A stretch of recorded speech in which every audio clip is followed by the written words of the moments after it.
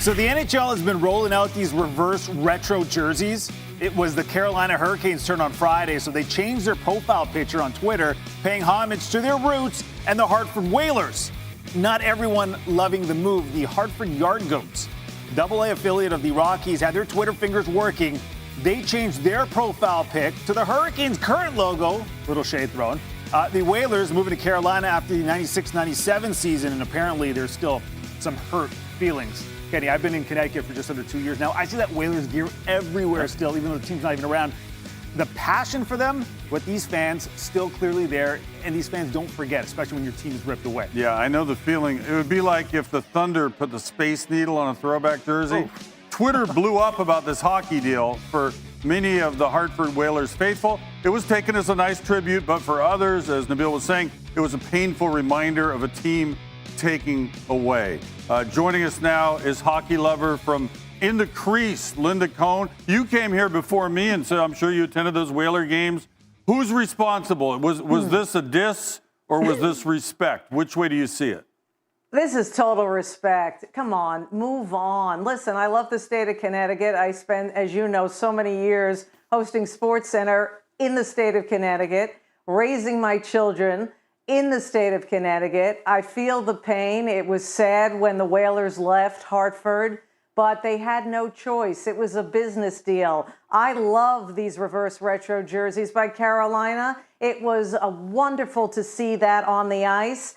And not only that, it's paying homage to your history. This is a good thing. You don't want to erase your history. You want to shine a light on it and show people where you were born, where the magic began, Kenny and Nabil. There is nothing wrong with these jerseys. And if I'm Carolina, let me tell you, I'm going to make sure I'm wearing that more than a couple of times this season. I'm with Linda. I like them. I look at that logo more and more, and Kenny, we should get jerseys on your tab, though. Just keep the Space Needle off the Thunder. Linda, thanks for joining us.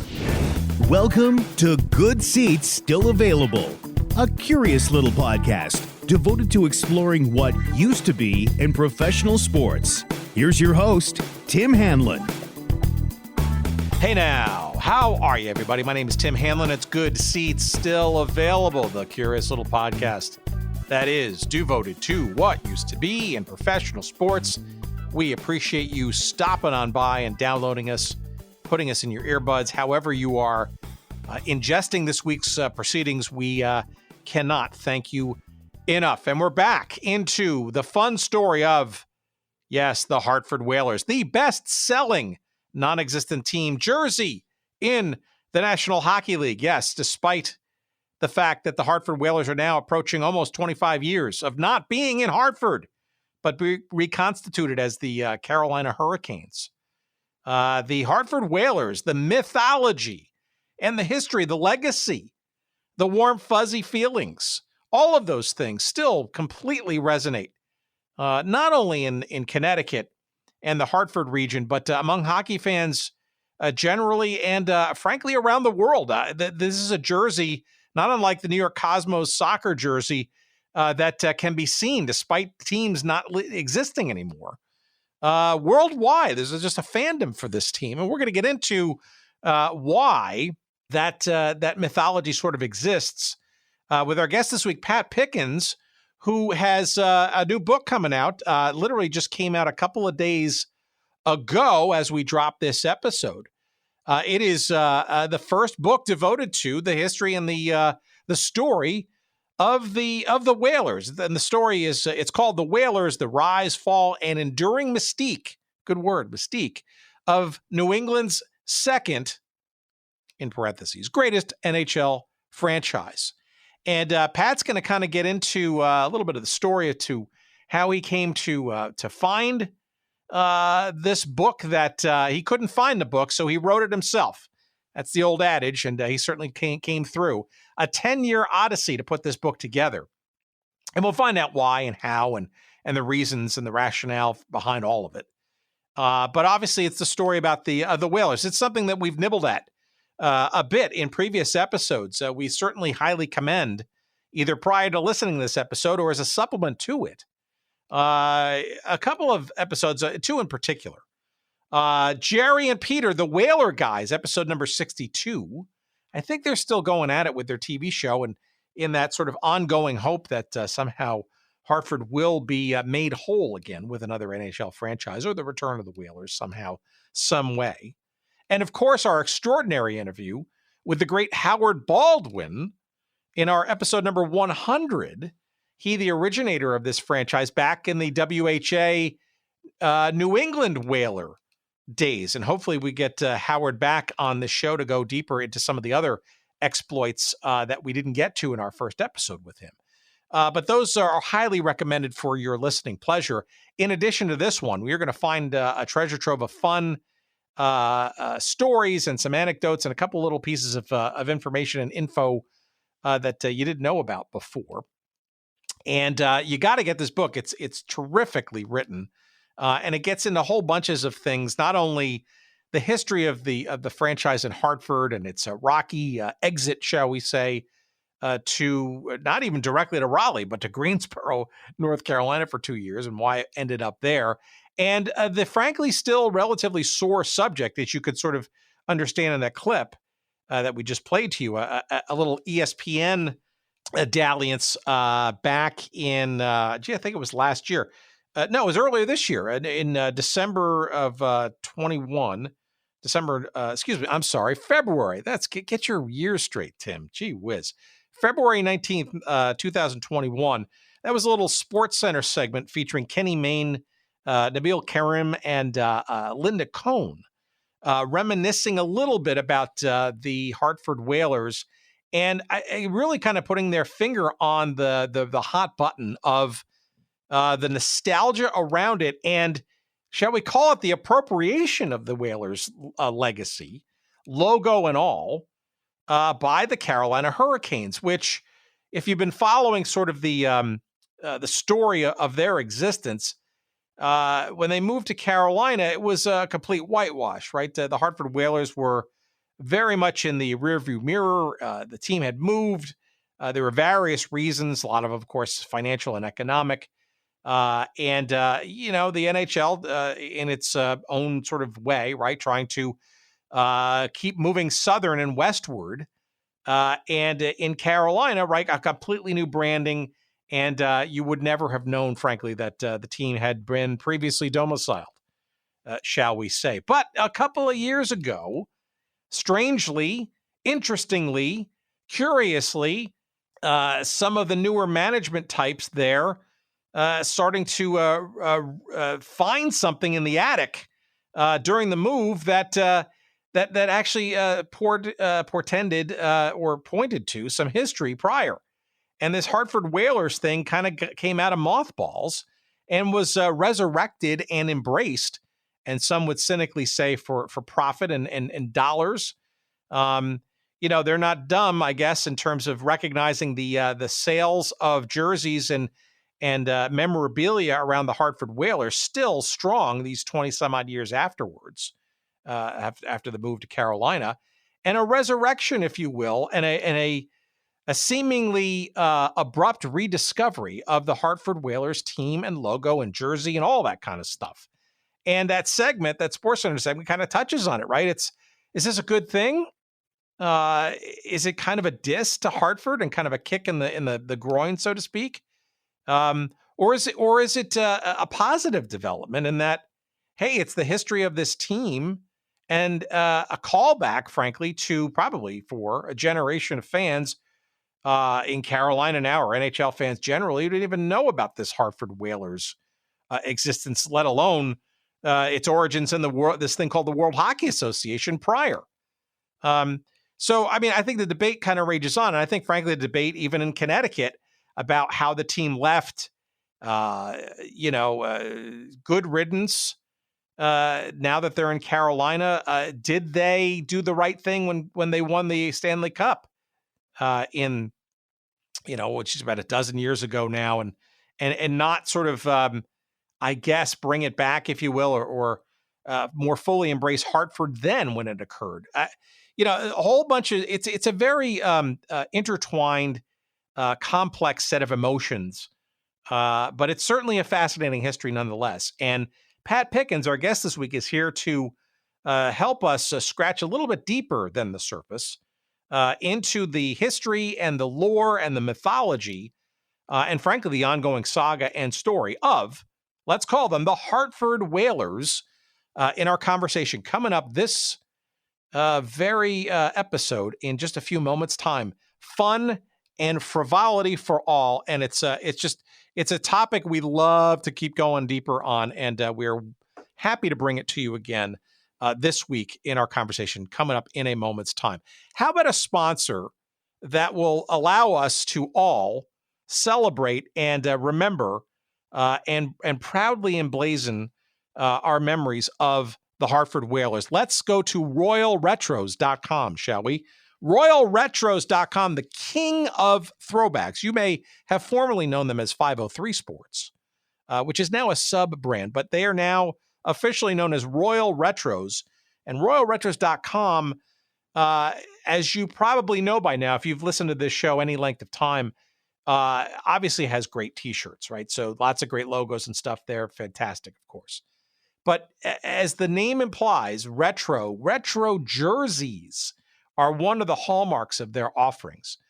And in the realm of Hartford Whalers, there are, official, I guess, NHL branded wear that you can get featuring the Hartford Whalers logo. I know for certain that the Carolina Hurricanes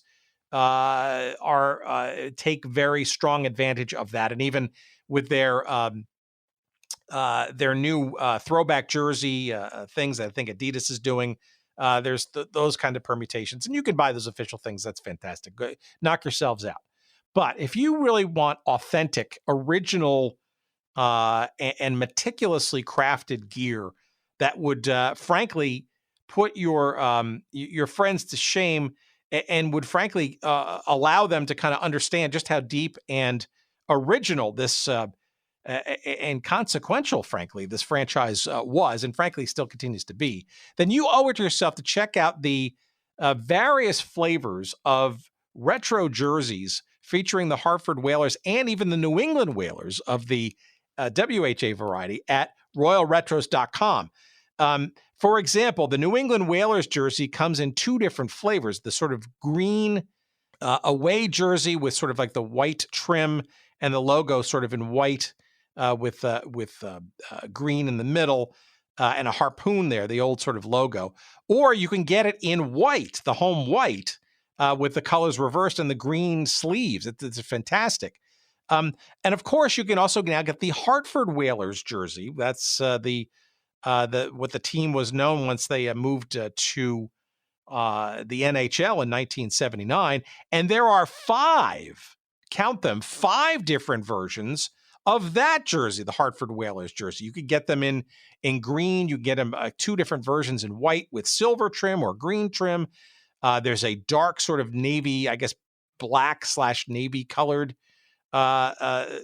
kit there. And there's also sort of that bright sort of royal blue version with white and green trim. So you will, if you consider yourself a Hartford Whalers fan or even a New England Whalers fan, you owe it to yourself to check out these high quality, handcrafted, and customizable, by the way, jerseys. Get your name and number on the back and the front. They're fantastic, and they're made with quality. And that's why they've been one of our longest standing sponsors. RoyalRetros.com. Check out these jerseys and many, many others from all kinds of leagues and teams at RoyalRetros.com, and use the promo code early and often. The promo code there is SEATS, SEATS, SEATS. That's the promo code at RoyalRetros.com. You're going to just absolutely be enthralled with these jerseys. Check them out. Get yourself one, get yourself a bunch. They make great holiday gifts, especially if you grew up in Connecticut, Hartford, you consider yourself a Whalers fan. Go for it. All that and more at royalretros.com. And we thank Dustin Alameda and all of his friends there out in Portland, Oregon for their sponsorship of the show. And God, man, these Hartford Whalers jerseys are just fantastic. Well done for sure. All right. Well, hopefully we've well done this upcoming conversation. We certainly hope you enjoy it. Here's our chat that we had with Pat Pickens, the author of the brand new stinking fresh off the Barbie book. It's called The Whalers: The Rise, Fall, and Enduring Mystique of New England's second greatest NHL franchise. Here's our chat with author Pat Pickens. Please, as always, enjoy.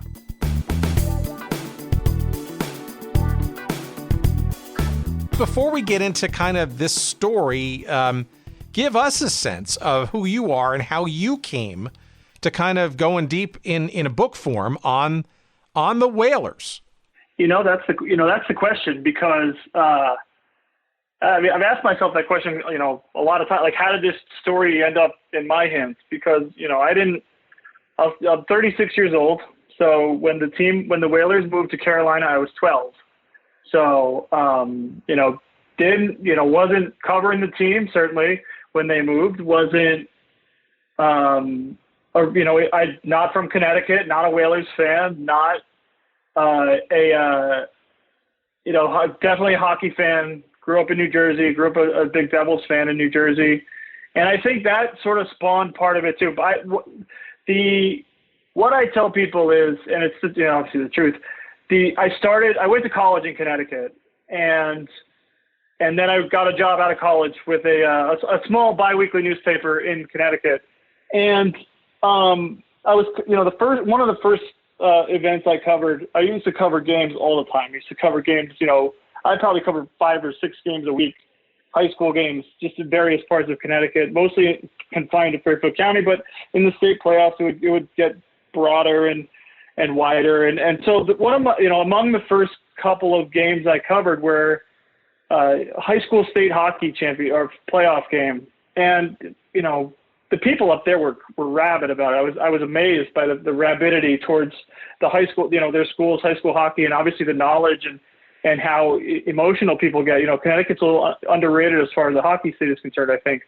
But I noticed that the kids, they were teenagers, they weren't kids. I was, much older than them at that point though. And they were all in Whalers sweatshirts and Whalers winter hats and Whalers jerseys and, anything with a Whalers logo on it. And I was sort of fascinated by it. So I stashed it away. Or if I would talk to a player after a hockey game, it would be they'd have a Whalers hat on, like a snapback hat on. And, people of all, and then I went to, I'd go to the mall on my free time, and there would be huge displays of Whalers shirts and hats and memorabilia all over at all the malls in Connecticut. And, I was dumbfounded because, those kids, those teenagers that were wearing Whalers paraphernalia, they were not even in grade school, in elementary school, when the Whalers moved. So they don't have fond recollections of the team. So what are they doing with this? So I worked at the biweekly paper in Connecticut for 5.5 years, and it was right in the middle of the recession. And anybody who follows media knows that the recession was terrible for newspapers especially. And I was in my entry-level job, and I was approaching 30, and I was like, I don't want to cover high school sports for my entire life. I want to get out and do some things. And I was like, how do I branch out? I would apply to jobs, or apply to, bigger beats and in other parts of the country, in New York, in Boston. And I couldn't get considered for anything. And so I was just like one, snapped out of it. Oddly enough, talking to my sister-in-law, who's now my sister-in-law, she wasn't then. And she was just like, and I had this idea for a book about the Whalers, because I knew the Whalers hadn't been done before. I knew the story hadn't been told. The only story that had been told Whalers-wise was the team commissioned a book in 1987. That was 10 years before the team left. So my sister-in-law was just like, just do it. And I was like, well, just do it. Like, it's not, and I want to complicate things. And I'm like, well, I don't know anybody. I don't have any connections. She's like, just find a way to start it. And and then a week later, I was talking to Ken Holland, who was a goalie for the 1979-80 Whalers. And 2 weeks after that, it was Mark Howe.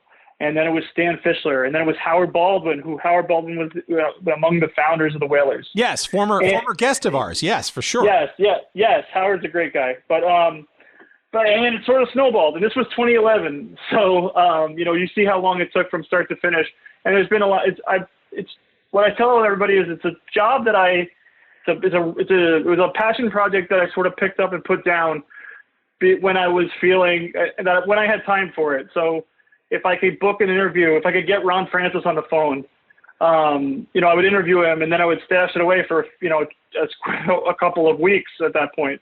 And so what happened was, as these things tend to do, I started in 2011. The NHL was in a lockout at that point. And so there were reporters. It was mostly media. I was trying to connect with media members because those were the people. I could say I was a media member working on a book about the history of the Hartford Whalers because I wasn't covering hockey. I was covering Connecticut high school sports at that point. And it just turned out that in a couple of years, I connected with someone who put me in touch with someone at the New York Times. And so I started contributing hockey stuff for the Times. I did that for 3 years. And through that, I learned how to better tell stories. And through that, I learned how to, and I built a network of contacts. I got to meet, cover games and NHL games and cover, the Rangers and the Devils and the Islanders. And, people got to know who I was around, mostly in the New York market, but also around the league. And so if I reached out and said, for instance, I want to talk, can somebody get me, Ron Francis was the general manager in Carolina. It was, okay, we can do that for 20 minutes. Or what about, Joel Quenneville was the coach of the Blackhawks at that point. And I could get him on the phone for 10 or 15 minutes, or the Arizona Coyotes with Dave Tippett was the coach at the time. And it was 2013, and it was, and I was getting all these insights from people, and it just sort of so it took off from there. And there was a lot of those great players, Ray Ferraro and Ron Francis and Kevin Dineen and Joel Quenneville and from the glory days of Whalers hockey, and they loved telling the stories. And so it went from there to NHL.com. And then you're in the big leagues. I was a full-time staffer at NHL.com for 5 years. And, then the PR people really know you. So if you need to get in touch with somebody, if you need to get it, they'll get you much faster than if you're just, a freelancer for the New York Times.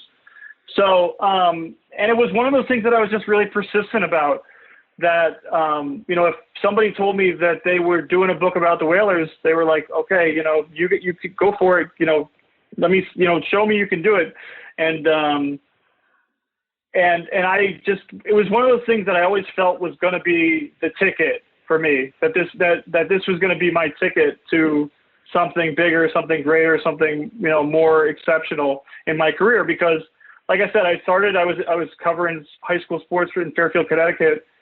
And it was fine. It was stable. It was, the pay was laughable, but it set me off on the trajectory, but I didn't want to do it forever. And it's sort of, the book was sort of the ticket that opened the doors for some places and then at some point it just became about, I got in touch with the publisher, and they were like, they passed on it at first, or the first publisher passed on it, passed it along to the second publisher, the Lions Press in Connecticut, subsidiary of Roman and Littlefield.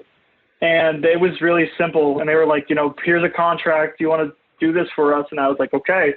And then it became about, finishing it really. And because it was one of those things that, like I said, I picked it up and put it down, and I would do a lot of interviews in the off season, the summertime, because, that's when everyone's free to talk and they have more time to talk. And like I said, I was in contact with PR directors, and they knew me, and they trusted me at that point. They knew I wasn't going to burn them. Because Ken Holland, the first question he asked me, or the last question he asked me when we got the phone, he said, you're not writing something about getting the Whalers back into Hartford, because I'm definitely not answering that question right now. Because he was the GM of the Red Wings at the time, and I'm obviously the GM of the Oilers now. But no, I had to assure them. And then, as you build some credibility, as you build some trust with these people, it sort of snowballed, and my writing got better, and and then I learned things. I learned a ton of things, because that was the other piece of this that to me is most fascinating, is that I liken my knowledge of the Whalers before I started writing the book to that of what I knew about the Titanic before I saw the movie. I had a sort of a passing knowledge of it. I had this, well, there was a team in Hartford, they were really bad, and then they moved. And, like I said, didn't grow up going to games at the Civic Center, didn't grow up watching Ron Francis, didn't grow up watching the great Whaler teams, or going to or listening to Brass Bonanza, or living and dying with Chuck Hayton like so many Connecticut people did. And that's why, like I said, it feels very surreal to be coming to this point, because it was 10 years to write, starting to finish. The first interview with Ken Holland was November 2nd, 2011. I looked it up the other day. And now October 15th, 2021, we're coming out. And it's not exactly 10 years, but it's 9 years, 11 and a half months roughly. So, but it's been a ride, and it's been remarkable, and it's been fascinating, and I'm excited to share it with everybody. Well, and now you're on the precipice, right? So as we record this, we'll be dropping this episode literally the week it's available. So it'll be really interesting to see how people take to it. But having nibbled around this story previously with our conversation with Howard Baldwin, we've talked to the Whaler guys who still have their little TV, local cable show and stuff. I would say, and I think you kind of maybe set this up perfectly, in that you are dispassionate to this story. And most of the people that we've talked to were either involved with the story or have a Homer/rooting interest in this story, which in a lot of cases, right, as fans of sports teams are and tend to be a little, I want to say myopic, but they have a certain lens, right, that they approach the story, right? So arguably you put yourself either wittingly or unwittingly in a position to be objective. But let me ask you this, as this story unfolded for you, and as you learned about all the sort of characters and the situations around this story, 10 years in length, God bless, right, that you stuck with it. Did you find yourself falling into sort of that hagiography or that sort of passion play, so to speak? Or do you feel like you maintained some level of objectivity, or a complete level of objectivity as you neared the finish line? Yeah, I have a soft spot for the Whalers without a doubt. There's no doubt. But I definitely believe in my objectivity that I have made friends with Booster Club members, with Hartford Whalers Booster Club members, and I understand where they're coming from. I would say that I think I was very objective, because, like you said, it wasn't like there was not some soft nostalgia for a bygone era in that regard for me, because although I could get into some of how my own fandom sort of, I think, inadvertently or again unwittingly set me up for this story in particular. But I think I definitely understand the excitement about the team. I definitely could feel. I have my own excitement about this. This project is extremely exciting, and it's tied to this team, and so by proxy, I am attached to the team. But I believe that I told the story. I basically just presented it, and I laid all the facts out there. And I think that was why, to your point, was why I feel, I might have been maybe the perfect person to write this book, because like I said, I came in with a blank canvas. I learned some things from reading archives. I learned some things from listening to fans. I learned some things from listening to ex-players.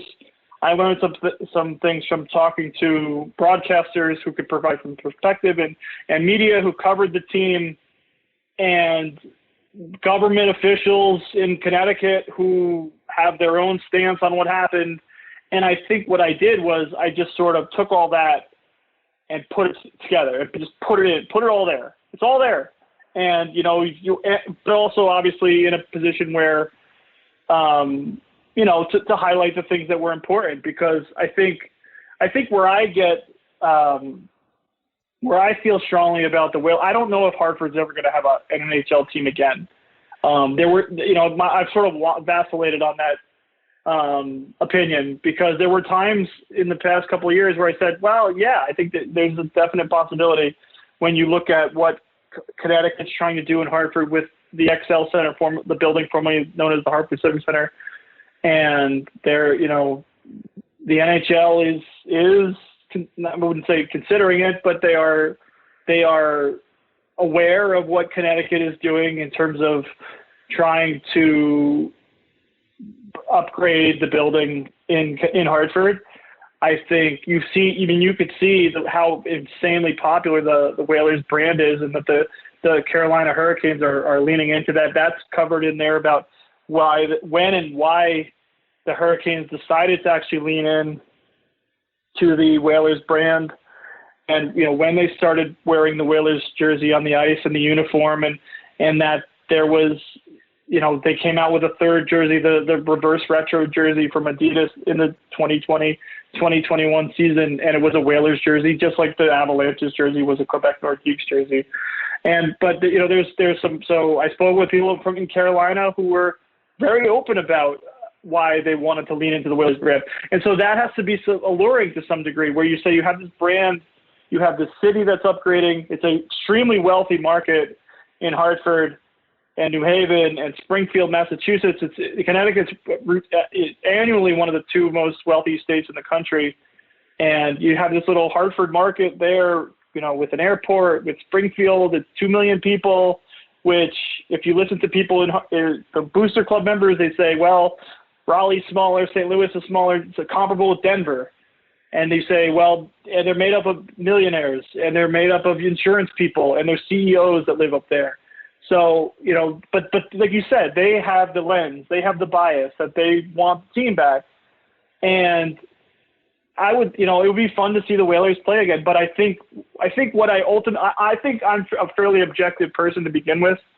In a lot of ways in sport, my sports fandom has been sort of, especially in hockey, has been sort of beaten out of me at this point because you cover the sport for so long. I like a lot of people on a lot of teams, and I've gotten to know players who I rooted against growing up. Guys like Kevin Dineen played for the Philadelphia Flyers. Couldn't stand him in Philadelphia when he was there between his stints in Hartford. But Kevin's a great guy.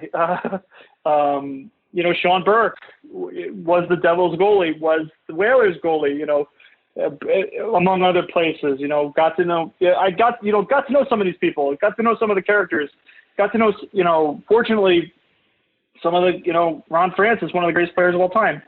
But I think, what never left me was this sort of nagging sense that Connecticut isn't, the Booster Club people may be invested in making it happen. There are politicians who are interested in making it happen, but the state of Connecticut to me doesn't have a strong enough passion for getting the Whalers back. And that's what I always cling to. And that's when people say, well, is Hartford ever going to get a team again? Well, you never say never, right? Because the NHL has left Atlanta, it left Minnesota, it left Colorado, it left the Bay Area, and it all came back, right? All those cities got teams again. And Winnipeg, too, to that point. Howard Baldwin made that point when we spoke we spoke right after Winnipeg got the Thrashers back. And he said that if Hartford had been organized, he believed it could have, that could have been their opportunity to strike. And there's no shortage of sick teams in the NHL. But you look at where the NHL expanded to Seattle, to Vegas, and then Seattle, and then, with the Coyote situation is a little bit, it feels like Houston's the ultimate landing spot for them. But if they don't stay in Arizona, but it just the math doesn't add up for Hartford in that regard, and the market doesn't add up, frankly. Yeah, well, okay, but so many questions to unpack there. So let me start with one, I guess, is I think what you're sort of hinting at, and sure, we could talk about Phoenix, which I think is a franchise that is going sideways now with the arena thing. But you can understand, following, say, blogs like Field of Schemes, right, and the book behind that, and the sheer shakedown that pro teams increasingly are doing with communities and stuff. You can imagine why some politicians, and I don't know the specifics of Connecticut and Hartford in particular, are, shall we say, loath to put taxpayer money at risk for, let's put it, at best, questionable economics that come to it. But I would argue that, in Hartford's case, right, it's probably a better pitch to be, and I think you hinted at it, more of a regional play than a city play, right? Because Hartford as a city, right, not a major media market. It certainly overlaps two gigantic ones in Boston and in New York Metro, and then you can throw in some of the smaller ones like, Western Massachusetts and the like, right? But to your point, right, if you draw sort of that regional radius circle around the Hartford area that extends into those areas, right, you're probably looking at a population that is, on average, financially healthier and could support, even though there are, 4 teams in, around that area that would be potentially affected. You can make the argument that 3 teams in the New York Metro is maybe one too many already. But I don't know. It feels like a regionally strong kind of proposition. And, if that's where the money is, it's probably, it's not something you can't not look at. I think that's what makes Connecticut, and I cover this in the book. It's one of those things that makes Connecticut as a sports state so maddening, because it's all there. You laid it out perfectly that, the money is there. There's Connecticut views itself as very much as a major league state in terms of, they want to support a big time program. They don't have, I'll get into it. They want to support the big team. They want to be on the bandwagon and rooting for they have the requisite major league dollars. But I think Peter Carmanos and I spoke about this, and he made this point, and there are people in Hartford who would dispute it, but it's hard to dispute. You hit the nail on it, is that if you talk about Connecticut, there's a lot of wealth in Fairfield County, in lower Fairfield County, in the lower part of the state, which is Fairfield County. But that's New York. That's the New York market. In fact, people in the Booster Club who are, adamant about Connecticut as a market, they toss Fairfield County out because that's New York, right? Or the extension of New York. You look at, New Haven County, people from New Haven County could commute to New York. People in the northeast corner of the state, they're Boston people, and people up in Hartford are Boston people at this point. But people in Hartford also root for the New York Giants in football, and are pretty, and passionate about it. So I think, and to the point Carmanos made was, we're competing for entertainment dollars with these mega organizations, these teams that have been around. At that point, it had been like 75 years, and the Whalers had been there in Hartford. They had been, when Carmanos took over, the Whalers had been in Hartford for 19 years, and they're going against the Giants, they're going against the Yankees, they're going against the Red Sox, who have this, the Red Sox Nation fan base is New England, frankly. And and the Bruins were not going to do the Whalers any favors, and I don't think would still do them favors with the Jacobs family. They're as tight-wadded as it is to begin with, and they run the Bruins, and the Bruins are a cash cow. So I think Carmanos came in, like I said, it was enticing, and it's like I said, it's all there, because if you were looking for the market that is starved for sports, for a major league sports team, with the requisite dollars, with a building, with the climate, or a climate and a passion for the sport, and you look at what and the rapidity of the fandom. Like the people in Connecticut are if you go to, all it takes is one UConn basketball game to see how crazy the people can get for the team, and the UCONN chants, and even the women's team. The women's team is more popular than the men in some cases. And it's, but I think all of that has sort of, but you said it, they're right there. And it's not like they're not within strike. It's not like it's 5 hours to get from Hartford to Boston. It's 100 miles.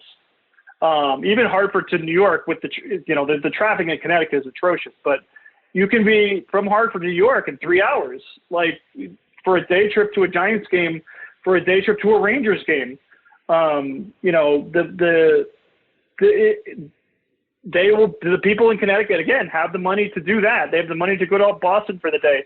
They have the money to go to the Red Sox for the day, for the Bruins for the day. They could shell out full. I mean, I have friends who lived in Fairfield County who could go to Foxborough on Sunday night games and get home late, but Sunday night Patriots games, and they'd get home late, but it was doable. So I think the proximity to Boston and New York is a problem. And I don't think anybody who – it's one of those things that, you could say Connecticut is 100 miles away or Hartford is 100 miles from Boston. Like I said, it's 3 – I drove it from New York to Hartford in the summertime. It was 3 hours, and that was through the traffic. So I don't think the distance is not a deterrent enough to keep people away. And again, these teams are just some of the biggest. I mean, they're the oldest, most deeply ingrained teams. And again, you were competing against their entertainment dollars in Hartford. When Carmanos took over, the team was terrible too. Let's reel it back for a second, though. So there's to me, the word that strikes the reader when they see the cover of this book that I think really kind of everything hinges on it, and that's the word mystique. What is it? What was it? And what is it? No, it is. It still is. Yeah. All right. Very much so is. What is it then about this franchise that, given what you've just laid out, it economically it's questionable if something like this can come back. We mentioned how successful the merchandise is. We'll get into the Hurricanes and all that stuff a little bit later. But what is it about? And you're not even part of this mystique because you weren't around at the time per se, and you weren't sort of involved in the story, right? So you don't even have any affiliation or affinity, if you will, for this story. So what is it that makes this the most popular jersey of any non-existing team to still sell merchandise? And why do people in this region, and frankly, the diaspora from this team, people who had time at this team, why do they still have a nostalgic fondness, he says, for this club? What is it? What was it about this club? So I think there's a lot of things, and I think that's what made exploring that is what made this book really so. I think that's the first chapter of the book to start with. And I think that's the question that on everyone's minds, why does this team resonate? Why do the Hartford Whalers matter? Well, for starters, they're in Hartford, and Hartford is, 15 miles from Bristol. So the Hartford ESPN connection, ESPN propped Hartford, the Whalers up in the first place because the Whalers were among the first content that ESPN had because it was right there. Like I said, 15 minutes down the road, they could get footage from Hartford Whalers games, and that all sort of evolved and as they married even further. Like Chris Berman was was on the Whalers board when they left, and there were other people. So ESPN had an impact in terms of propping up Hartford in the first place. I think there is I know there is a fascination with the Whalers' identity, and the Whalers' identity is just this kitsch. And it's, how many teams did you see wearing green jerseys in the 1980s? How many teams did you see, using logos that had a letter or a coordinating aspect in negative space. How many teams had a fight song? How many hockey teams had a fight song? And I think these were things. They're not just they were kitschy at the time, but they lasted because they were good, right? The logo, ironically or coincidentally, Peter Good is the creator of the logo. Was a sole person, created the Hartford Whalers logo, and it was perfect. If you look at it, it's incredible. And the color scheme of green and royal blue and the green jerseys, nobody was wearing green at the time. And I think it's funny because Peter Good and I talked a few years ago. It had to be like 2018, and he said that when he presented the logo to Howard Baldwin and Jack Kelly, who was running the Whalers program at the time. He was a general manager. It was right before they went to the NHL. And he presented them with these logos, and Jack Kelly hated them. Jack Kelly, career hockey guy, first coach of the Whalers, led them to the WHA championship their first year. Father of David E. Kelly, to pull it all together, the famed TV producer.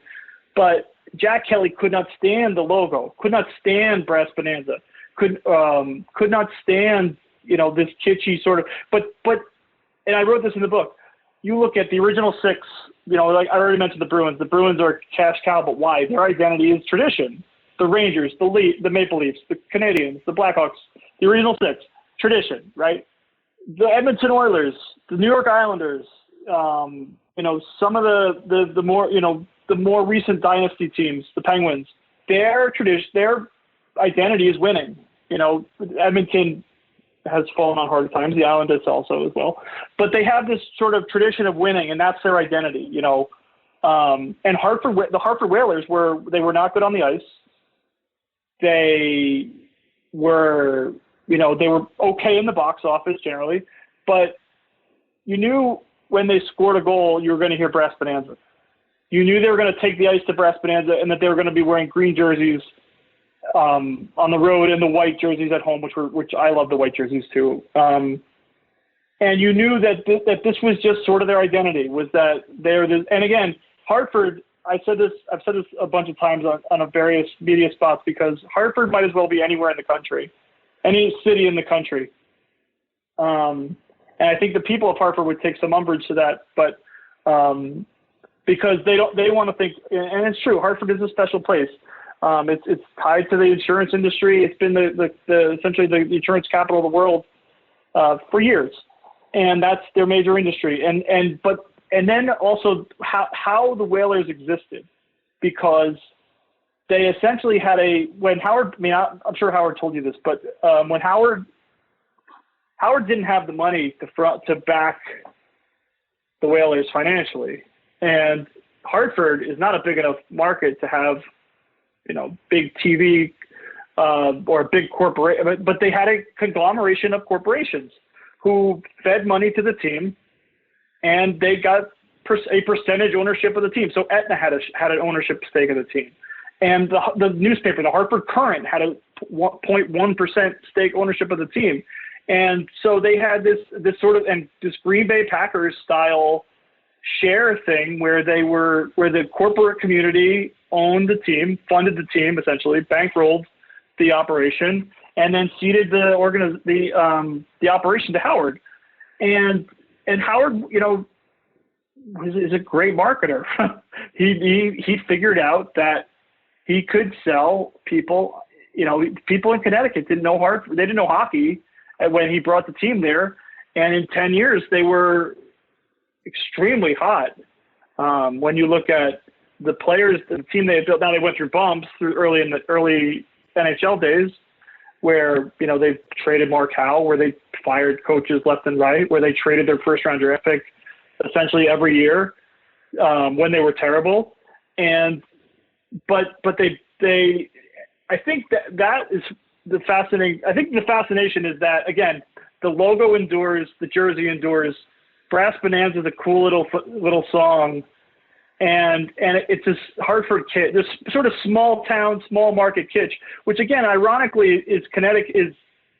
The irony is that it's in Connecticut because Connecticut is a big league, big market. Not really. The people in Connecticut are not interested in being a small market state, or have a small town vibe. They want to be Boston, they want to be New York, but that was their identity. I think that's what has lasted because, like I said, the jersey and logo were way ahead of their time, and Brass Bonanza is like a catchy little tune. And again, Hartford as any town, you look at if the Atlanta Thrashers left, people in Atlanta just went right along with their day. Atlanta's not any town. Atlanta is the biggest city in the South. Quebec and Winnipeg are in Canada, and there's obviously that in Canada, but that's not the U.S. here. So I think there's some nostalgia there. I think there's definitely a nostalgic element there.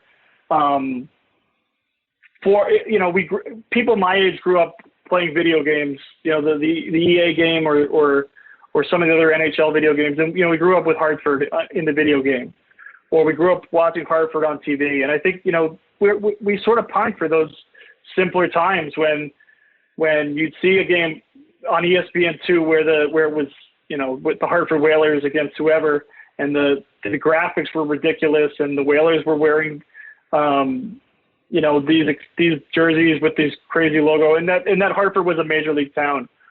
So I'd say I think the kitsch is what endures, because I wrote in the book too that to me it feels like I said buying a sweatshirt is easier than buying a season ticket, or buying a jersey is way cheaper than than supporting a team for 40 nights a year. And I think that's where the Whalers live, is sort of this fascinating. People love the logo, people love the idea of Hartford as a major league city, but I don't think the people in Connecticut, that they'd rather just put the sweatshirt on, or they'd rather just put the hat on, or as opposed to putting in the legwork to make the team exist again. Yeah, and it's we can also be a little bit more clear-eyed about sort of the years that they spent in Hartford, right? I mean, a lot of their biggest games and sellouts, frankly, were when they were playing the Bruins or the Islanders or the Rangers, right? Which are the natural geographical rivalries, frankly, often populated by some of those fans that either got priced out of tickets at their home arenas or just felt like it was within reach, right? But you mentioned the small town thing, right? And I get the New England and Connecticut sensibility about, we're not small town, we're not, local yokel types, yet it was the smallest market, right? The smallest arena in that regard. But I also think too, it feels to me like there was also sort of and this certainly was the case on the ice during most of their NHL years, for example, for sure, was sort of this underdog kind of thing, right? They were the only American franchise in the WHA that survived the merger, right? And just by that definition alone in 79, right, they already had to prove themselves. I mean, like from the get-go, right? And it wasn't, I don't think the NHL lovingly embraced these teams that came across the threshold into the league, and obviously it strengthened and had a lot of positive effects, right? But in some respects, I think Hartford kind of, was not necessarily looked upon as being, I don't know, a full-fledged and assumed to be a fledgling member of the NHL. I think it really kind of had to go out of its way to prove itself, despite some of its successes and stability, ironically, in the WHA. Yeah, I would agree with that. And I think you sort of hinted at it, but I think what you mentioned, the alumni, and I think that to me is, it's one of those things that I sort of I came onto it late, but I came onto it late, meaning I was like 2 years into the book project when it sort of dawned on me that all these great players in Whalers history are now among the most high profile and powerful people in hockey. Joel Quenneville and these guys all came through so yes, to answer your question about the WHA, yes, they were, as stable as they could have been, frankly, because, they played in 3 different I'd say 4 different home arenas in 5 different home arenas in WHA. When you look at, they split their time in between 2 arenas in Boston. The only full year they were in Boston, they moved to Springfield as the Civic Center was being built. Springfield, Massachusetts, at the Big E, the old Fairgrounds Arena. They went to Hartford for the Civic Center, and then when the roof collapsed, they went back to the Mass Mutual Center in Springfield. 5 arenas in the WHA, and that was stable for the WHA. Yeah, I mean that's the argument. You say you were the most stable franchise in the World Hockey Association. I mean, we had God bless, we had the late Dennis Murphy on our show a couple of times in a few years back, and his memories were actually pretty clear. But and Howard sort of underlined some of these as well. But yeah, I mean, to be having won a championship and being competitive and making Hartford work in the WHA itself was a testament. I mean, arguably that alone was, I guess, a reward to get into the NHL. But in many respects, you could make the argument that, as the decade turned, right, they almost had to prove themselves all over again. It's almost like they had to start from square one now that they were sort of part of this big, if you will, bad NHL. Which is interesting, too, because Gordie Howe was a Whaler the first year, and they traded for Bobby Hull at the trade deadline that first season in the NHL. So, I mean, Gordie and Mark, I mean, it was a publicity stunt, the Gordie Howe thing in the NHL. And don't discount Howard's influence in getting them in the NHL in the first place, because Howard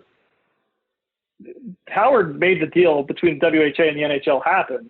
And Howard was not making the WHA-NHL merger without getting his team in the NHL, which, for better or worse, that's why we had the NHL in Hartford all those years.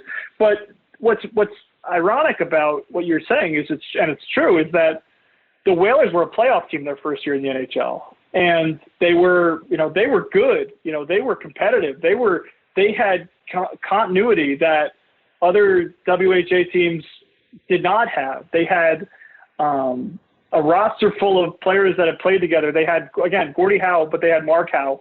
They had, again, traded for Bobby Hull. They had a top line, Mike Rogers, Blaine Stoughton, and Pat Pickens, who, when was put together, was one of the highest scoring lines in hockey.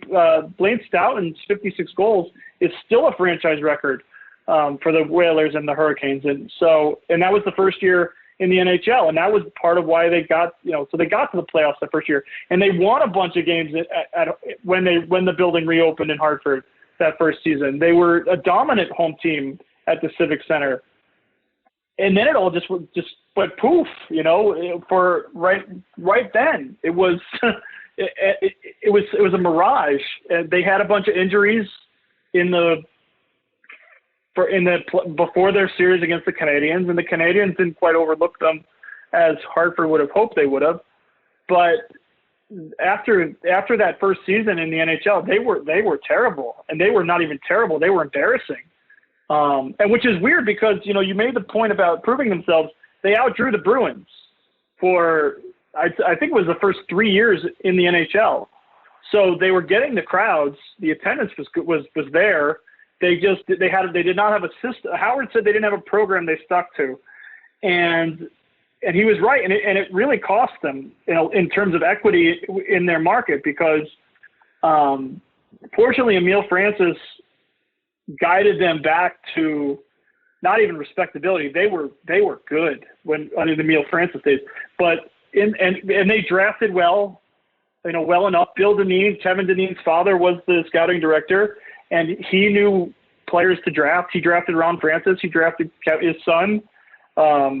He drafted guys like Ulf Samuelsson. He drafted guys like Ray Ferraro. He drafted the whole core.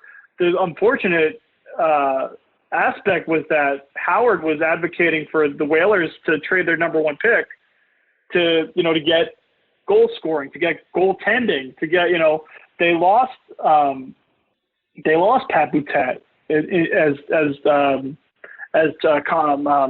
he was compensation for signing Greg Millen, the goaltender. They lost. They traded Mike Rogers. Mike Rogers built a house in Farmington, Connecticut, and 10 days later he was traded to the Rangers. And Mike Rogers and I spoke about that, and he says he still doesn't understand what they were doing. That he had consecutive 100-point seasons, and he was their captain, and he wanted to stay at Hartford. Like you said, he built a house. And they traded Mark Howe. Not only traded him, but alienated him and then traded him, which Mark Howe, it was one of those things that, again, when Mark Howe and I spoke the first time, I was not fully aware of what had happened with him with his injury.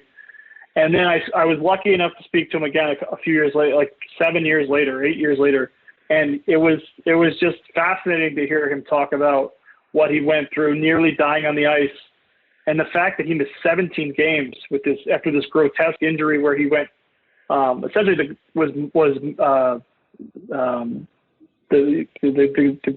net, the goal, maimed him, I believe is the terminology I'll use. And he missed 17 games, and he was terrible. And then he gets, and then they alienate him. They say, okay, you don't really want to be here. You don't really want to. You made your money. You should go retire. And he says, okay, well, you don't want me here, then trade me. And then they trade him to Philadelphia and becomes a Hall of Famer. And so that was the type of situation that they were dealing with with the Whalers. And again, people were showing up for the games, because again, it was Hartford's home team. And back in the early 80s, there wasn't quite the cable TV operation that there is now, or even in the 90s that there was. Hartford to Boston felt a little bit farther. Hartford to the Rangers was a little bit farther. New York, people didn't want to go to New York in the 1980s. And so, and there was UConn basketball wasn't anywhere near the caliber. UConn football, forget it. So there was a big league act in town, and people would go see it in Hartford, and they wasted some of those years. And it's unfortunate because, like I said, they were a great, you said, you were right, Tim, they were stable in the WHA. Although, again, they did change coaches almost every year in the WHA, but they were a playoff team every year. And they won the championship the first year. They played for the Avco Cup a few other times. And they came in with this incredible, magical first season, and then it fell off a cliff for a while. All right. Well, we could go so deep into season by season stuff and the various things. We've only got a short amount of time, but I guess I'd want to get into sort of the denouement of the team in Hartford and kind of maybe wind up with some questions about sort of the Hurricanes ownership and its current treatment and/or infatuation perhaps anew with the franchise. So in the 90s, right? So you mentioned Peter Carmanos, who got the franchise in, well, I guess it was 94 or so. But I guess I'm wondering, sort of, from what you could tell in your objective perspective, was that the beginning of the end of the franchise, if you will, in Hartford? Were the days kind of numbered in retrospect when he came along and despite saying he was going to keep the team in Hartford, that it was essentially a fait accompli, or was it, in your mind, do you feel that his was a genuine effort to keep maybe and rehabilitate and strengthen the franchise in Hartford, or was it kind of already a done deal that it was essentially just a matter of time?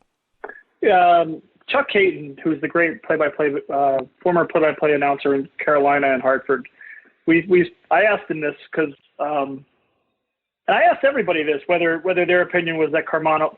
First off, let's say Carmanos tried. He swears he tried. That he was the one who tried, was what he told me. Was that his other Tom Thews backed him financially, and Jim Rutherford was a part owner, also the general manager. They said, forget it, don't even.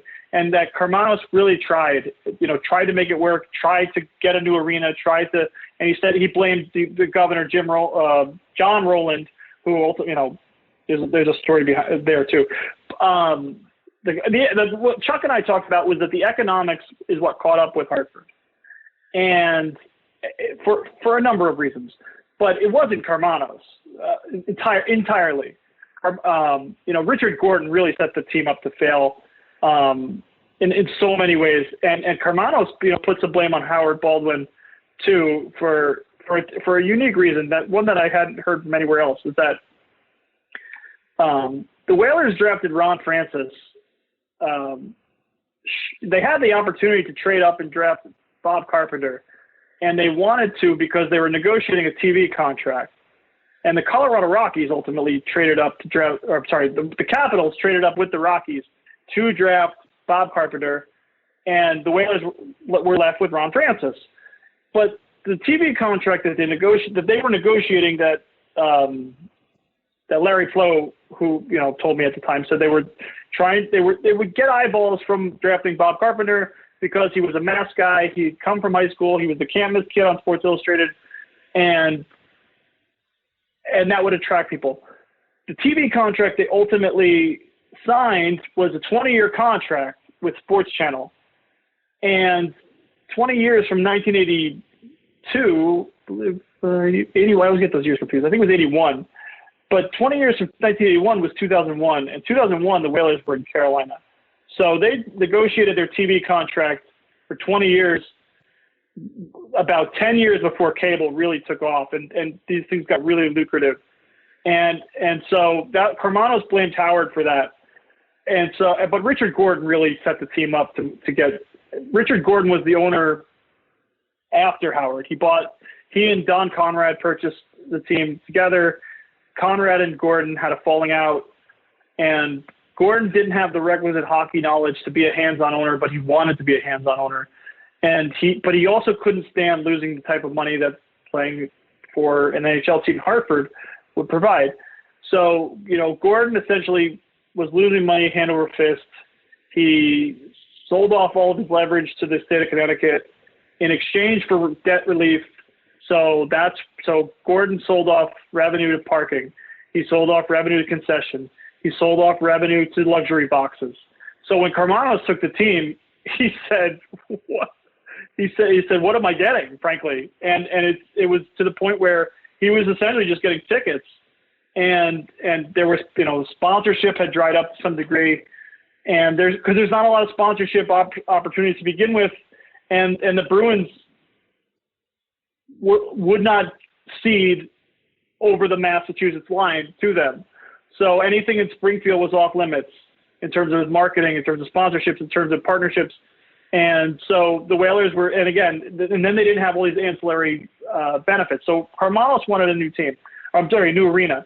But Gordon set themselves up. Plus he traded Ron Francis, or was the person who oversaw trading Ron Francis. Whether you want to blame Gordon, whether you want to blame, Ed Johnston, whether you want to blame Rick Lee, who took the C from Ron Francis, whether you just want to blame economics.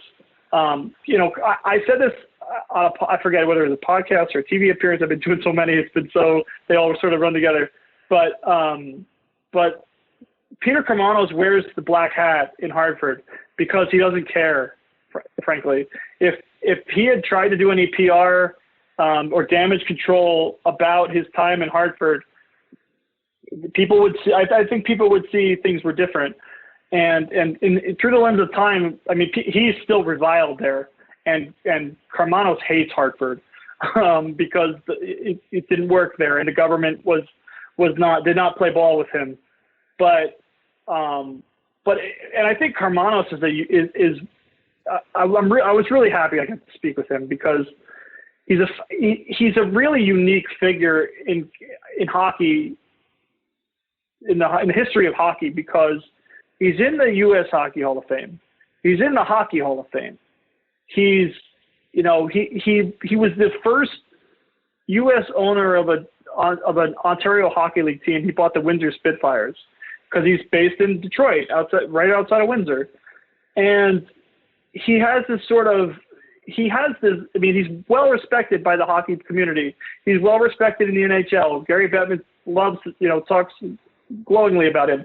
And yet, for some reason, he moved his team from Hartford to Carolina, and that doesn't stain any of it. I went to the Detroit suburbs to Birmingham, Michigan, to interview Peter Karmanos, and he pointed out that in the U.S. At the U.S. Hockey Training Center in Plymouth, Michigan, his face is right there. Again, for his great time owning the Spitfires and developing the CompuWare program, the youth program that became one of the standards or a pioneer program in terms of becoming the standard of youth hockey and how things should be done, and developing young players and developing United States-born talent. And again, he's in the Hockey Hall of Fame, and yet in Hartford, which again is also so beloved among hockey people, he's despised, and he's persona non grata. He wouldn't get out of Hartford alive if he went there, and again, he doesn't care. But I think Karmanos says he tried.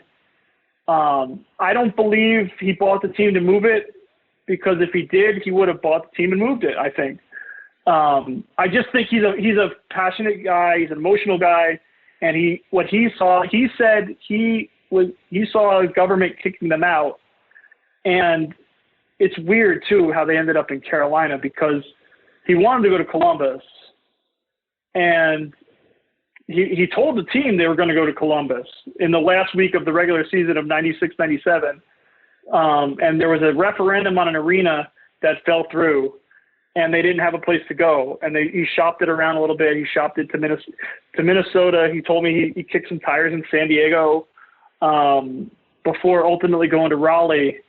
And that was they weren't even ready for him in Raleigh yet, right? Yeah, they had to play in Greensboro for 2 years, right? So it's interesting, but it does feel to me that, and I was not there, and we could probably get a little bit more deep on it, but yeah, I think my guess is, right, you tell me, that part of, besides the government not wanting to shell out taxpayer dollars, right, which, by the way, in many respects is almost ahead of its time, right? If you fast forward another 20, 30 years to now, right, the hijacking that's going on in communities for billion-dollar football stadiums, right? I mean, even that is, so I think that ultimately will come home to roost. And again, I highly commend to our listeners Field of Schemes, a blog and book, because it really kind of gets into the nitty-gritty. And it's a story that goes, we see it in Buffalo now. We see it with going on with the hockey team in Phoenix or Glendale, or, pick your region, right? It just goes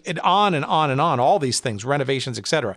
But I guess I'm just guessing here. I'm guessing that part of the bitterness was Karmanos' Save the Whalers kind of campaign, right? I need 11,000 or 11,500 season ticket sales. And that was sort of part of the last couple of years of the Hartford sort of experience. And I guess depending on who you ask, and you may have a more objective understanding of this, they either came close or they met that goal, and yet they still moved. And I guess that's where the state isn't going to play with taxpayer money for us to get a decent arena. So why bother going through these exercises? It's interesting because, like I said, Karmanos and the team, I talked to Kevin Deneen, I talked to other people who were on that Whalers team the last year, and they feel they were kicked out. And they used that term. They said the governor kicked us out. And I was like, I didn't understand it. So I talked to Karmanos and I asked him about it. Like, what do you guys mean when you say they kicked you out?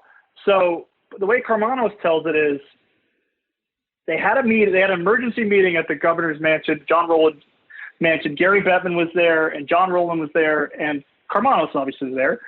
And they say, look, don't say we need a new arena or the team will move. And then the first question was, does the team need to move if there's not a new arena? And Rowland says yes. So they perceive that as the governor is kicking us out. And that's when Karmanos really started to try to get out. And all of that, but also the fact, the point is there was not stability in Hartford, and there was not going to be stability in Hartford without a new arena. And you can't really dispute that, because again, the state had been so leveraged. I mean, unless the state was going to cede all of the alternate revenue streams that they had already gotten, and they were contractually able to do that. So they were, taking all that revenue. And there is that, so there is that perception of he's a liar. And there is that perception of he came here to move the team. He's not from Connecticut. He's not even from the Northeast. He's from Detroit. And there is, Jeff Jacobs, the great columnist in Connecticut who covered the team for the Hartford Current. There is some pettiness there. Jeff told me that, and if you look up the last year's attendance for the Whalers, it'll say 13,700, about 13,700 fans average per game. The number of fans for all those tickets, or for the capacity, was more than that. It was over 14,556 if memory serves, or it might have been 15,000, but it was about 15,000. But the point is that Karmanos didn't count the luxury box tickets sold because he didn't recoup the revenue on it, because all that luxury box money went to the state, because Gordon had been so leveraged that that's what he negotiated. So Karmanos didn't count that attendance the last year. And it's stuff like that I think rubs people the wrong way. And again, Karmanos is a fiery guy. He's very emotional. He's very passionate. He says he tried to make it work. He says the economics were, like I said before, that he was competing against the Giants and the Patriots and the Yankees, and it seemed like everywhere he turned, he couldn't get anything. He couldn't get the cable TV deal because it had already been negotiated. He couldn't get the new arena, but it's sad because I spoke with a government official who was the Speaker of the House in Connecticut, Tom Ritter, and he said at the very end of the deal they were $3 million apart, and because the governor said the governor Rowland wanted a tax on the tickets. He wanted a percentage tax on each ticket sold, and Karmanos wouldn't do it. And Rowland didn't want to raise taxes to build a new arena because he had run on the promise of no new state income tax, and he wanted the state government wanted, quote unquote, a revenue neutral deal. So they didn't want to shell out more than they were going to take in, because to your point, it's a scam. You look at the places that have not been willing to put out money, and they tend to have, better schools, better roads, better infrastructure, as opposed to other parts of the country, which, I'll use Atlanta as an example, is on its third baseball stadium in the past, 27 years. So, and all the taxpayer funded, across the country. You alluded to it. It's true that Connecticut was not going to build Peter Karmanos an arena, just throw money at it that it didn't have. It wasn't going to take money from schools. It wasn't going to take money from other, more pressing and more important things. It didn't matter that much to the state. But the sad part is that Tom Ritter, the Speaker of the House at the time, said that they were the $3 million. They were apart $3 million in the deal, and the money was going to come in anyway on income tax. So why did the deal fall apart? The deal fell apart in Karmanos' mind because Rowland kicked them out, and because he said they needed a new arena or they'd have to go, and they couldn't agree on a new arena. All right. Well, two last questions then, as to round it, because frankly, folks, you got to buy the book, okay? Because this is the level of granularity and detailed reporting that Pat has done in this book. So let me ask you this: how much or how little do you think Gary Bettman had as a role in, shall we say, facilitating Hartford's move, at least out of town, if not to ultimately Raleigh and the Carolina region specifically? Was he aiding and abetting this? I mean, to once, it was kind of, determined by Karmanos that he was on the way out. I mean, was he greasing the skids, Bettman?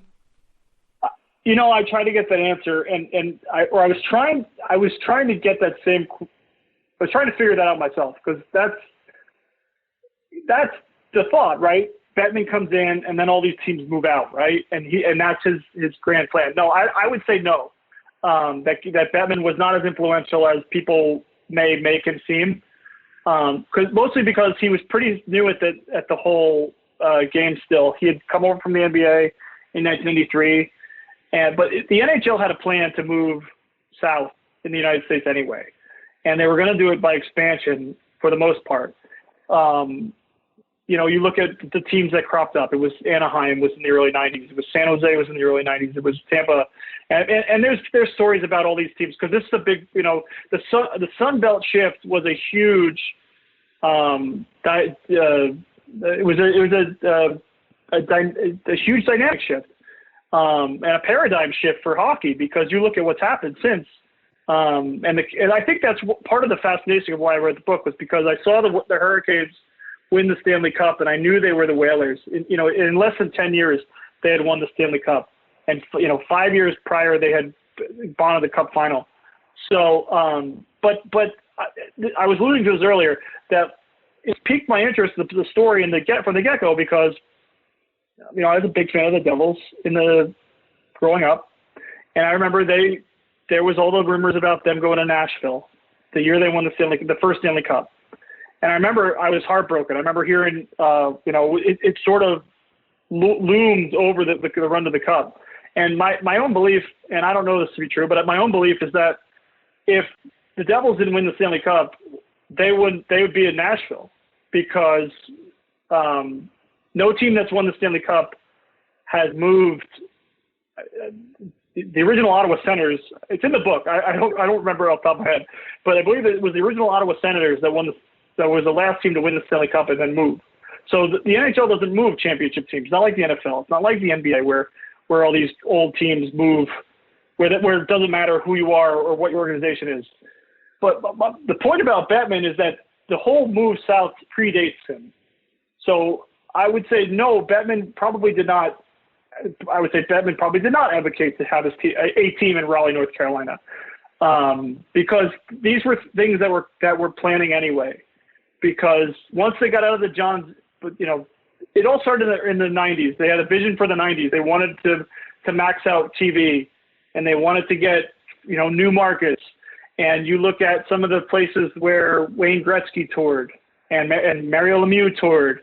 And the Rangers played some games. They played the Kings in Las Vegas at Caesars Palace outdoors in 1991 in the preseason. They went on the barnstorming tour in the preseason where they played in Miami, where they played in Phoenix, where they played in Sacramento. They had the 93-94 season where they had the neutral site games in places like Cleveland and Sacramento and Phoenix and Milwaukee to sort of assess what markets were worth expanding to. And I don't think Bettman, I would not label him the villain in this regard. I think the economics of hockey really just changed. And it was a point, and it's ironic because if the Whalers had weathered the storm, pardon the pun, had weathered the storm of the 90s and gotten to the other side of the revenue sharing, salary cap, higher TV money days of today, they could not only play, they could thrive. And you look at the Penguins went through that, and the Sabres went through that, and they were bankrupt, and they were going to Kansas City. Both of them are, one of them was destined for there. But unfortunately, the three WHA teams didn't last for whatever reason. But no, I would say the whole paradigm shift really predates Bettman. I don't think he's quite the villain that people would label him as, although Gary Bettman's starting to lean into being a villain. So apparently call him whatever you want. But I would say, no, pardon the long-winded answer, I would say no in terms of Gary Bettman's and his influence on getting that team out of Hartford. All right, so somewhat related, and this is kind of a question we tend to ask folks for situations with teams that were previously domiciled and even whole cloth, completely different sort of brand identities and all that. And the Hartford Whalers now, Carolina Hurricanes, right, certainly qualifies for this, right? And it gets back to sort of what I hinted at earlier, right, is sort of how all of a sudden, seemingly over the last couple of years even, the Hurricanes have leaned in and suddenly have remembered that there was a team called the Hartford Whalers, and oh, by the way, it just happens to be in our attic, right, of family heirlooms. I guess the question in there is, where in your mind does the Hartford Whalers franchise kind of live, and the history of it and all the records and artifacts? Is it the official place that is the history of the NHL and the team in Carolina, or would people sort of in the Hartford area, those who remember and those who still, lament its passing and revere its memories, do you think it kind of really psychically really maybe still lives in Hartford and maybe still hangs from the rafters of the XL Center somehow?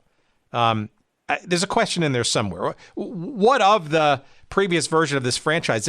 It feels hollow to me when there's a retro jersey in Carolina when it truly has nothing to do with Hartford. And frankly, I think most people in Hartford push back on that franchise, even claiming some relationship to Hartford. I was thinking about that today. I was thinking about this today because I was trying to figure, because there's a definite psychology, for anyone looking for a thesis or a psychology to explore. There's definitely some bizarre mental behaviors happening where you look at people in Connecticut are in 2021, they are Hartford Whalers fans. And how does that jive? This team's about to be 25 years outside of the NHL and will have not existed for 25 years on April 13th, 2022. And the people in Hartford are going to celebrate it, and they're going to celebrate the team. And so obviously Peter Karmanos wanted no part of the Whalers brand. Tom Dundon wanted a big part of the Whalers brand. I think it's just one more unique element of the story, because the fact that the team in Hartford that doesn't exist is more popular than the team that is brand-wise on the ice, or certainly when they pulled the Whalers jersey out of the like, to use your analogy, they pulled it out of the attic. The people in Carolina told me straight up, they said we were not branding. We were not a brand in the NHL, that we had to lean into this. And Tom Dundon bought the team, and Karmanos wouldn't. Obviously, I said, he hates Hartford. And he told me straight up he didn't like seeing the Whalers jersey on the ice. And I'm sure there's bitterness there for that. But they needed it. They had been out of the playoffs 10 years, and they felt they needed a marquee night to grab the attention of the NHL. And they did it on December 23rd, 2018.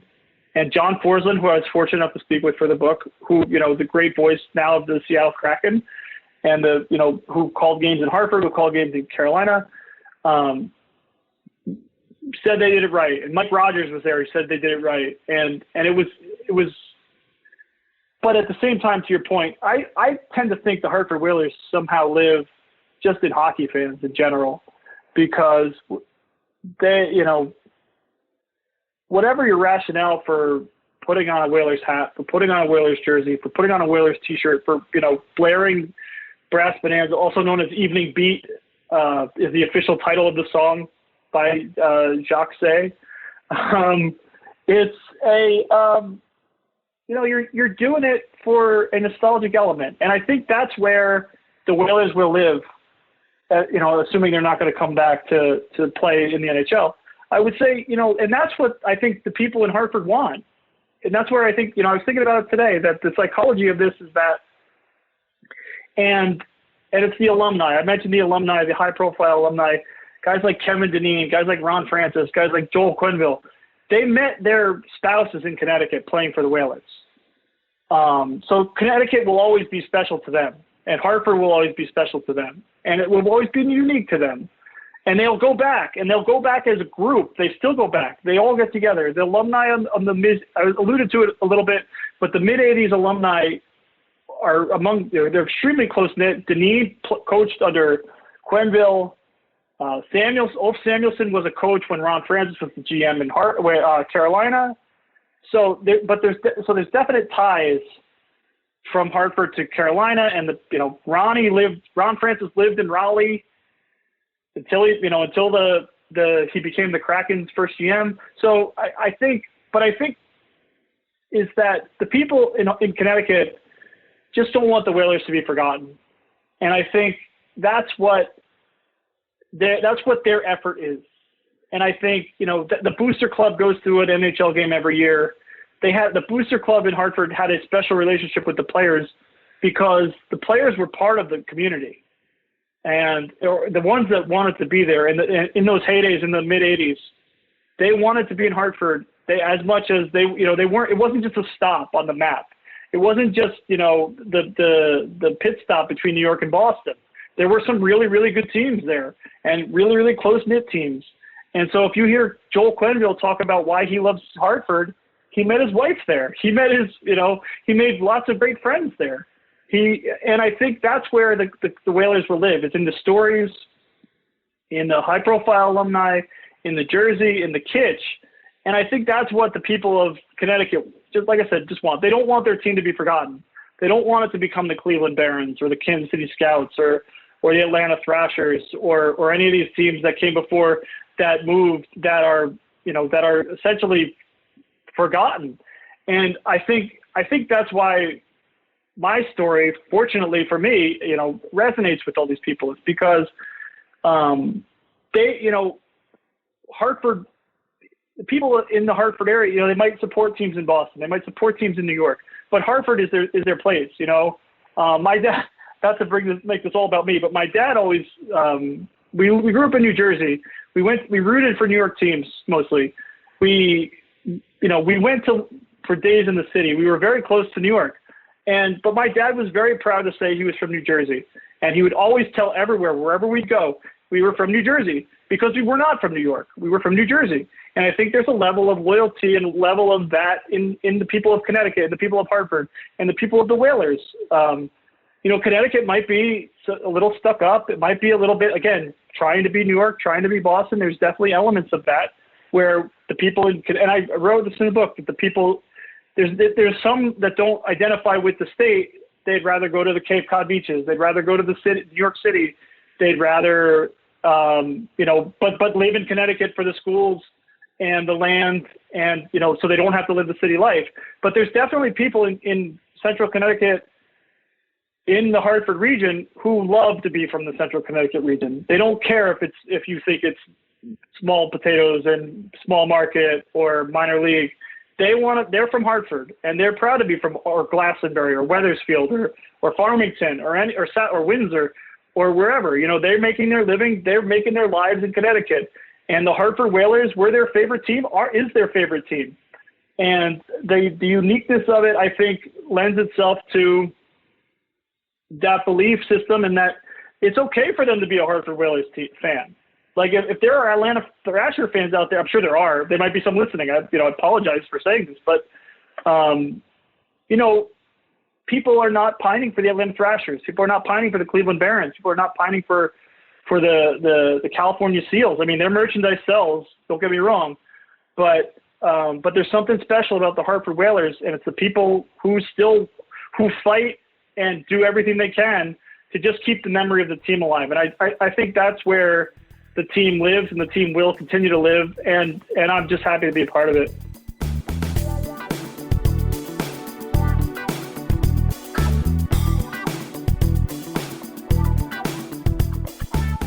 Wonderful, wonderful, wonderful. I appreciate Pat and the conversation and the Whalers, a story that continues, luckily, to live on and endure. And the book you must get, Run, Don't Walk, to your internet computer, whatever it is you're going to use to order this book. Go to your local bookseller, whatever, and find The Whalers, the rise, fall, and enduring mystique of New England's second greatest NHL franchise.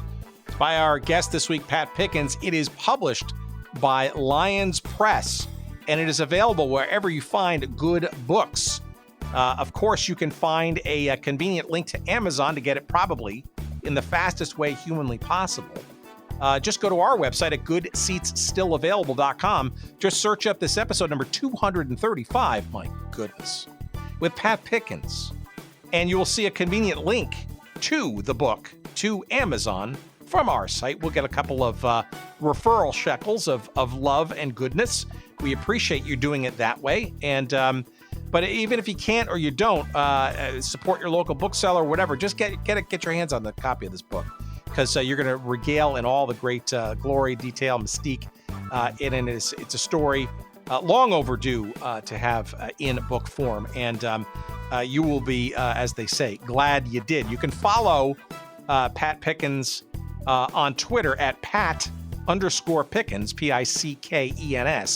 Pat_Pickens on Twitter. And let's see, while you're on our website, you'll find our social media links as well. Again, goodseatsstillavailable.com. That's our website. Our social media feeds are as follows. You can follow us on Twitter, probably our most active platform, at goodseatsstill. On Instagram, we post once a day there. You'll see us at Good Seats Still Available. On Facebook, we publish a couple of times a day there as well. Although I will tell you, we are starting to get a little tired of Facebook, and we may not be there for too much longer, but we'll see. But for now, you'll find us at Good Seats Still Available there as well. If you'd like to send us some email, you can do so, please, by all means. We're at hello@goodseatsstillavailable.com. If you'd like our little weekly email newsletter to get a little tip sheet on what we're going to be talking about each coming week, just go to goodseatsstillavailable.com and tool around in the, contact us. There's a section in there somewhere where you can get your name added to our email newsletter list. Just your name and your email address is all we need. Nothing else, nothing personal. And boom, you'll be whisked away to a wonderful place on our mailing list. What else? How about Jerry Payne? What about him? He's a great guy, and he's also the chief reason that we get this show on the air every week. He's the producer. He puts all of our pieces together. We appreciate his efforts as always. Jerry Payne, Audio Excellence, thank you, kind sir, for your efforts this week and every week.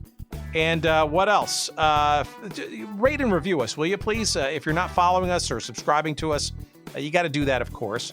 But then rate and review us, why not? And tell your friends, and they'll tell two friends, and so on and so on.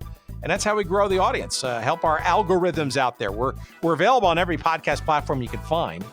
And we appreciate your listenership for sure. Now, we're, of course, going to end with a tune. We have to. This is the Hartford Whalers reminiscences, of course. Yes, we have used the Brass Bonanza theme on multiple episode occasions. But we thought we'd mix it up a little bit. And the internet is just, and YouTube in particular, is just, you kids today, you have no idea just how lucky you have it. But we have found a wonderful clip, and we're going to leave you with Brass Bonanza, but done in a very interesting way. It is done, but this is a collaboration. You're going to hear this from a group called Sonata, the Sports Organist Network and Trade Association. Yes, there's such a thing.